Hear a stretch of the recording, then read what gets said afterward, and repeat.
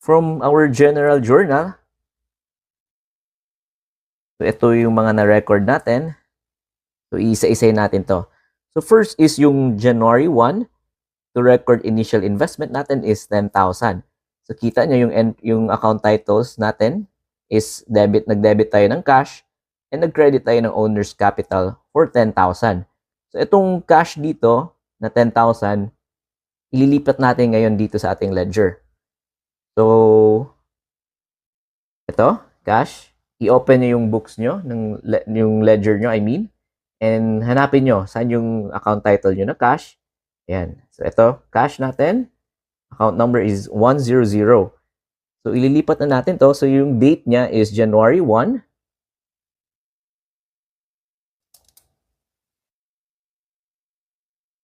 (2025). Ayan. So particulars niya, initial investment, pwede nyo lagyan dyan. Initial investment. There. So yung PR niya, saan bang source nito? Yung gamit natin dito is General Journal, ito. And yung page niya is 1. Yung sa PR dito sa ating ledger, yung ilalagay nyo is GJ01. And then yung amount niya, again, yung debit natin is 10,000.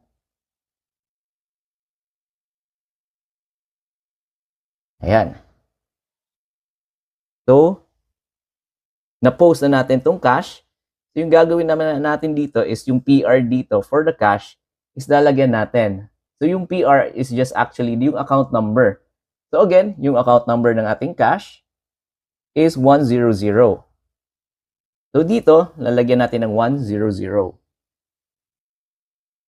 Ibig sabihin yan, na-posted na natin tong cash na 10,000 doon sa ating general ledger.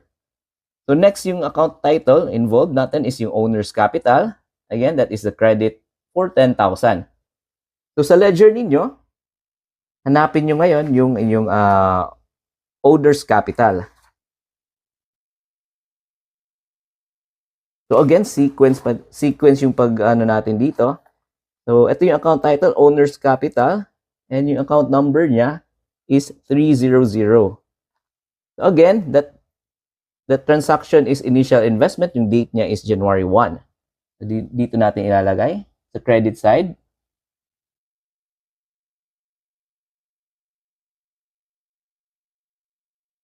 Ayan, January 1, initial investment.